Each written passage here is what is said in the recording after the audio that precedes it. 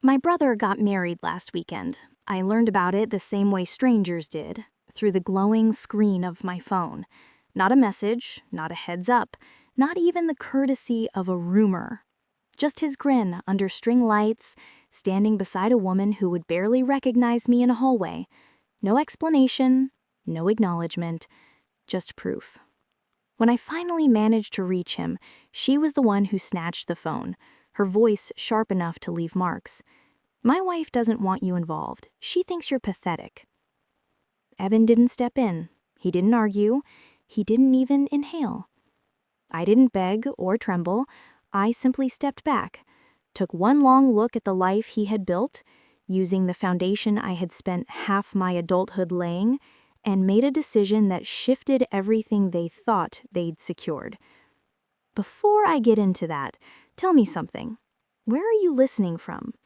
And if you had been in my position, honestly, what would you have done? My name is Lily Marshall, and for most of my life, I believed loyalty could glue a fractured family back together. I learned how wrong I was at 23, standing in a sterile hospital corridor, signing papers I wasn't prepared for, while my 14-year-old brother Evan folded into my coat and cried until he couldn't breathe. Our mother, Julia, was gone before either of us could register what it meant to lose someone who held the entire household in balance. And in that moment, when the world felt too wide and too empty, something in me rearranged itself. I wasn't just the older sister anymore. I became the decision maker, the bill payer, the one who carried the weight so he wouldn't get crushed by it. For 15 years, that was my role. While people my age drifted into corporate ladders or rented lofts in better neighborhoods, I worked wherever shifts were available. Daytime temp jobs in offices, evening gigs at events, freelance marketing squeezed into the quiet hours in between. Evan needed textbooks and college prep courses. He needed robotics club fees, senior trip money, and later a dorm room furnished well enough that he wouldn't feel the absence of our mother more sharply than he already did. I made sure every door opened for him. He never asked. I never needed him to. I simply refused to watch him disappear into the cracks her death had left behind. When he started college, I bought a loft in the Crossroads district under my own name.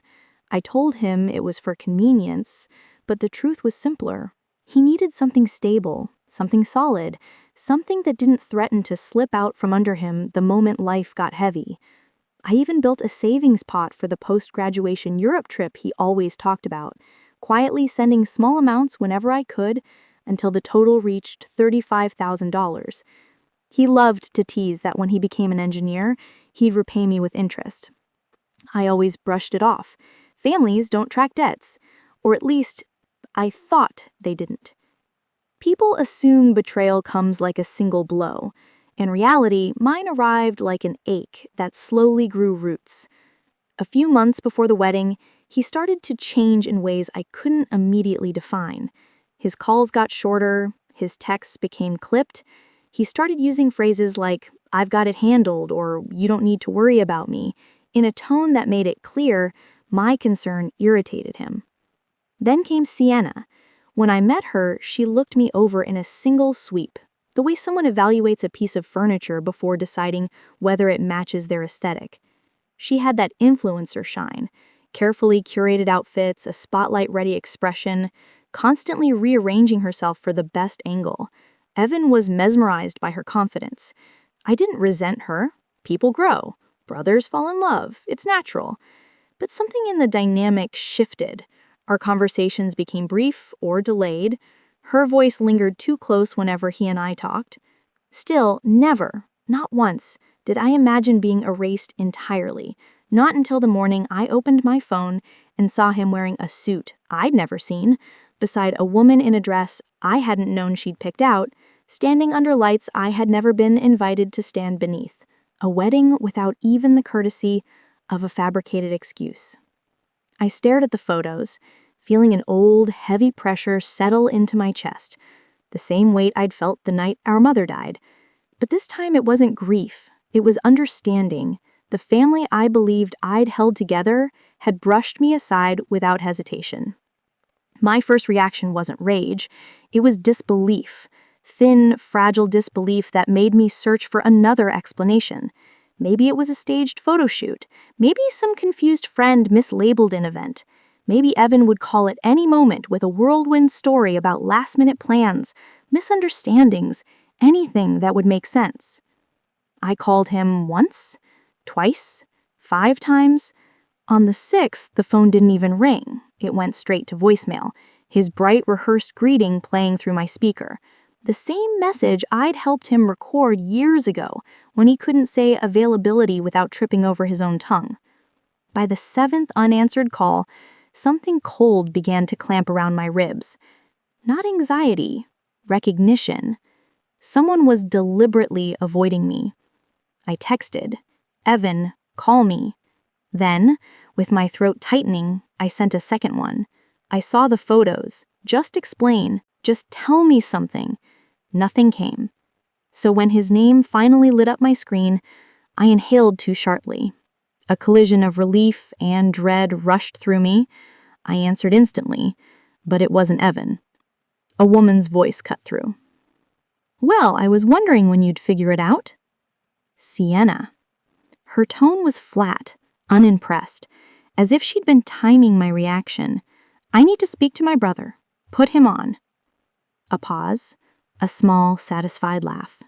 "He's busy. We just got back from the reception. It was beautiful, by the way." The word reception sliced through me like glass. I swallowed tightly. "I wasn't invited." "That's the idea," she answered. Then, with crisp cruelty, "My wife doesn't want you around. She thinks you're pathetic." For a moment, sound vanished. No breath, no heartbeat, just a wide, ringing silence expanding behind my eyes. Pathetic. I tightened my grip on the phone. "Did Evan say that?" I managed. "He doesn't have to. He agrees."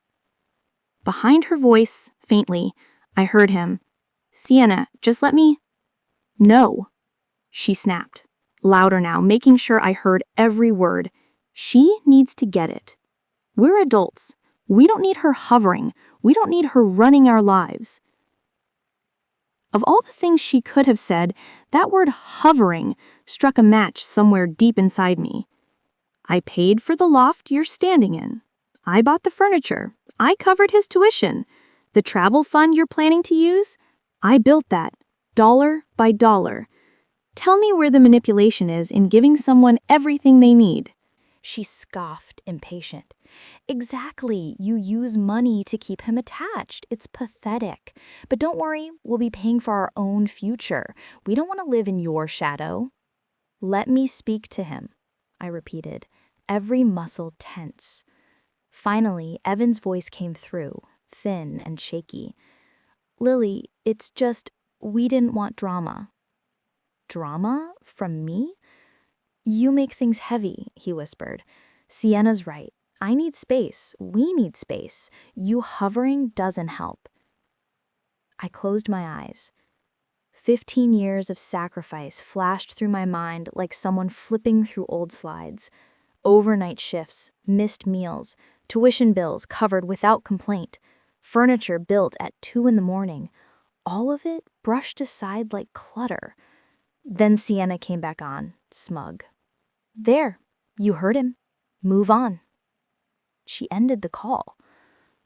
For a few seconds, I didn't move. Then the burn rose. Humiliation, sorrow, fury, all mixing into a single, sharp sting. I could have collapsed. I could have let the grief swallow me.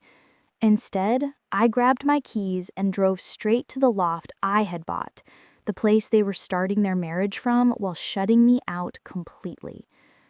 The hallway was quiet, every step echoing off the walls. When I knocked, Sienna opened the door just wide enough to show her triumphant smile. "You actually came," she said. "I want to talk to my brother." She angled her phone forward, recording. Of course she was. "Whatever you need to say it here. We're done letting you dictate anything." Behind her, Evan lurked with his hands shoved deep in his pockets, his eyes fixed on the carpet exactly the way he'd looked the day our mother died. Only now the silence wasn't grief, it was cowardice. Something inside me finally cracked. I turned and walked away. The humiliation clung to me all the way down the hall, through the elevator doors. The mirrored walls threw my reflection back at me, composed on the surface, undone beneath it. My mascara hadn't run. My hair still sat perfectly pinned. Somehow that made it worse. I looked like someone with control. I didn't pale like someone who had any.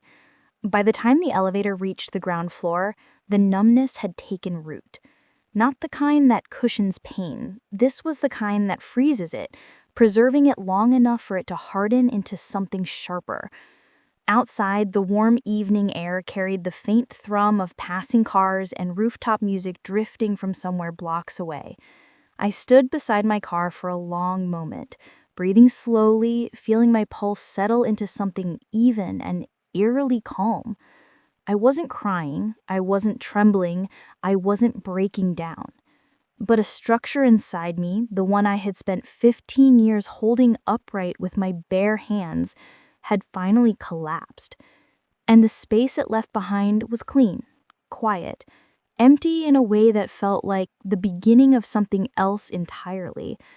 A space I could finally think in. When I got home, the loft lights flicked on automatically.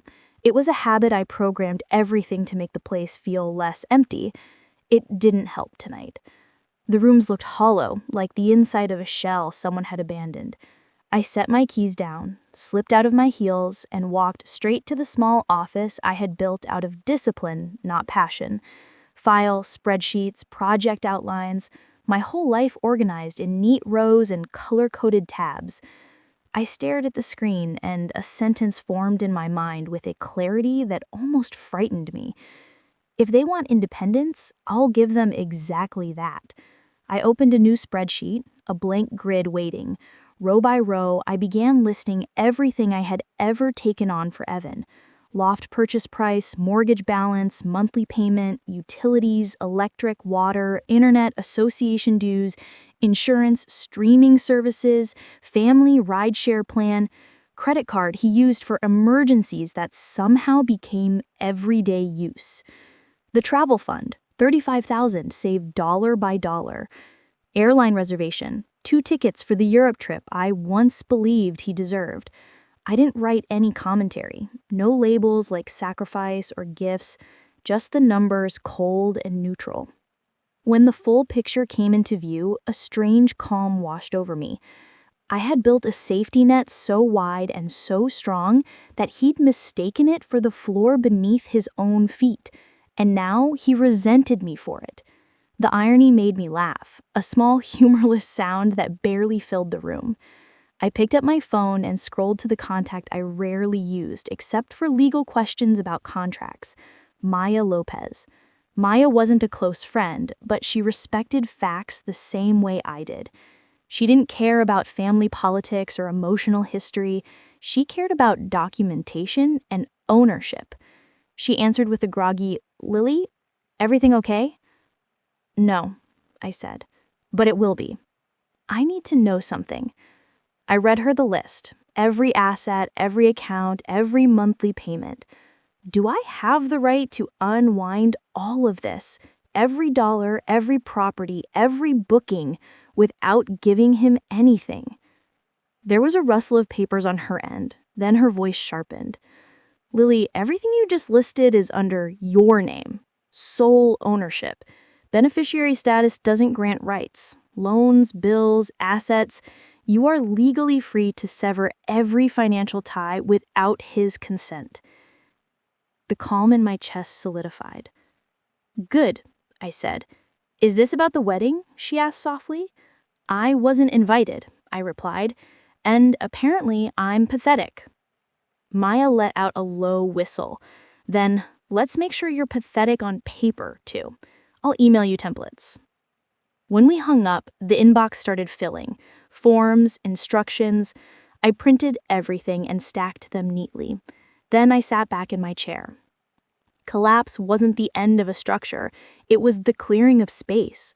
And I finally knew what I was going to build in that space. Morning came without my permission. I hadn't slept. I'd only shifted between planning and a strange crystalline calm. The sun slipped through the blinds in thin lines, striping across the documents I'd organized on my desk. Forms, statements, instructions, a quiet arsenal. At 9:01 a.m., I made the first call. Airline customer service. How may I assist? My name is Lily Marshall, I said. I need to cancel a reservation. I read the confirmation number off the printout. 2 premium tickets to Europe months from now, purchased with the naive hope that my brother would finally take the trip he dreamed about since he was 16. Reason for cancellation? The agent asked. Plans changed, I replied. I didn't explain that the woman who called me pathetic planned on using those tickets for her honeymoon, that she had stood in the loft I bought, surrounded by appliances and furniture I selected, and told me with full confidence that they didn't need me anymore. The agent clicked through her system. You're eligible for a 60% refund and a credit for the rest. Should I proceed? Yes, I said. Proceed. I hung up and watched the inbox refresh. A refund confirmation appeared. Honeymoon canceled. The first domino fell with no fanfare, no guilt, just the soft thud of inevitability. Next was the education and travel fund. I opened the investment portal, 2-factor authenticated, and stared at the balance. $35,000. I remembered every deposit. $50 one month, $500 the next. A surprise tax refund in April. Money I had set aside so Evan could see Paris, touch the stone walls of Florence, wander through a world he'd only seen on YouTube. I clicked withdraw all. A warning popped up. Penalties, taxes, early withdrawal fees. I confirmed anyway. My phone buzzed immediately. A text from the investment firm. Transfer initiated. Funds will post within 5 business days.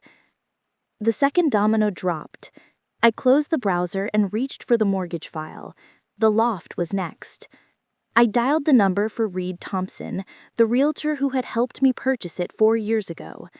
Reed was quick, efficient, and ruthlessly honest. Exactly what I needed. Lily, he answered. Long time.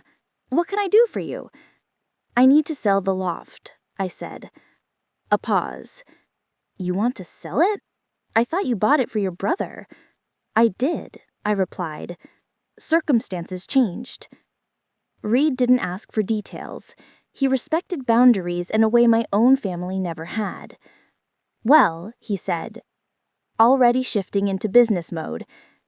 Crossroads is hot right now. Units like yours are getting offers within hours. If we list today, we can probably lock a buyer by the weekend. Listed, I said. No staging, no waiting. You got it. I'll send the paperwork. The digital documents arrived within the hour. I opened them, skimmed the terms, and clicked sign. My signature appeared crisp and confident, a stark contrast to the exhausted woman behind the screen. By noon, the loft was officially on the market. I sat back feeling the faintest tremor of satisfaction. If Sienna wanted independence, she was about to experience the full definition.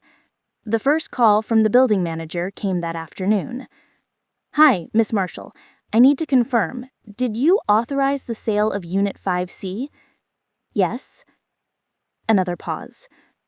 The current occupants? That's not my responsibility, I said. All documentation is under my name. Please proceed with whatever notices are required. The manager exhaled slowly, as if he understood only half the story, but enough to stay out of it. We'll handle it. I thanked him and ended the call. I imagined the scene unfolding in that loft, Sienna pacing, Evan confused, papers in hand, realizing that the ground beneath them wasn't theirs, that it never had been. They had wanted freedom from me. They were getting it. That evening, Reed called. "You're not going to believe this," he said. "We already have 2 offers. One cash, well above asking." "Take the cash offer," I said. "You sure?" "Usually take it." He accepted on my behalf. The sales started closing within 24 hours. I didn't tell Evan. I didn't warn him. He hadn't warned me about the wedding. Fair was fair. The next series of tasks felt like brushing dust off a table. Simple, quiet, necessary. I logged into the utility portal and transferred all accounts out of my name, effective immediately. Then the streaming accounts. Password changed, profiles wiped clean, the phone plan. Removed his device from the family plan. Credit card. Canceled the authorized user. Every click was a boundary being drawn, a clean line replacing 15 years of blurred ones. When the last task was done, I stood in the kitchen, staring at my hands. They didn't shake. I drafted a text, not long, not emotional, just the truth stripped clean. "You wanted independence. You have it now. Do not contact me again." I hit send and blocked his number before I could see the typing bubbles. 2 days later, the consequences found their way to my door. Not literally, but through the cracks of the life I had just severed. The building manager left a voicemail reporting that Sienna had shown up to the office furious, waving her phone, demanding explanations, that she claimed there must have been a mistake, that Evan tried calling me repeatedly. Their calls never reached me. Then Reed emailed to confirm the buyer's deposit had cleared. Closing would be in 10 days. Evan and Sienna would be legally required to vacate. I imagined the moment the notice hit their door. Sienna's indignant gasp, Evan's stunned silence. 2 people who had mistaken generosity for entitlement. But I felt no triumph, just clarity. You cannot cut someone out of your wedding and expect them to keep building your life for you. The following week, Reed sent a final update. "Closing complete," the email read. "Funds have been transferred." I stared at the number, a sum that represented not just money, but closure. The loft was gone. The honeymoon was gone. The financial lifeline was gone. And for the first time since I had seen those photos, I felt the tightness in my chest loosen. Not relief, not yet, but something quieter. Something like the first inhale after a long dive underwater. 2 weeks later, Reed called again. "You're not going to believe this," he said. "What now?" "Your brother came by the agency, wanted to know what happened, why you sold the place, why everything shut down." I waited for the punchline, and then the only thing he could say was, "She went too far." I let out a soft laugh. "Too far," I repeated. Reed hesitated. "You okay, Lily?" I thought about it. "Yes," I said. And for the first time, it was true. But the real climax didn't come from a call or a sale or a refund. It came from the silence. Days passed, weeks, no messages, no attempts through friends, no apologies. Just the echo of a relationship that had relied entirely on my effort. And finally, the understanding settled in. I hadn't cut him off. He had walked away first. All I did was close the door behind him. 4 months passed without a single word between us. My life didn't fall apart the way he must have imagined. It got quieter, sharper, steadier. I earned a promotion at work, moved into a smaller place that actually felt like mine, and booked a solo trip to Yellowstone just because I could. Silence, it turned out, could be a kind of freedom. Then, one afternoon, an unknown number called my phone. I almost let it ring out, but something made me answer. "Lily." Evan's voice was wrecked, thin, cracked, nothing like the man who told me he needed space. He explained everything in broken pieces, how Sienna had burned through their savings, chasing brand deals that never came, how the honeymoon cancellation humiliated her publicly, how losing the loft left them scrambling for short-term rentals. And then, the final blow, She'd left him for someone with more opportunity, taking half their debt with her. "I have nowhere to go," he whispered. "Can I stay with you just until I get back on my feet?" I didn't raise my voice. I didn't scold him. I simply breathed in once, slow and full. "No," I said. "You wanted independence. Live it." Then I hung up and blocked the number. I didn't feel triumphant when I set the phone down, just steady, the way a door feels when it finally clicked shut after hanging crooked for years. My world is smaller now, but it's clean. I wake up without that quiet dread of who might need saving next. I hike on weekends, cook for one, and fill my home with things I actually chose for myself. Cutting him off wasn't revenge, it was survival. If you've ever had to draw a hard boundary with family, you're not alone. Tell me where you're listening from and what you would have done in my place. And if this story stayed with you, hit subscribe so you don't miss the next episode.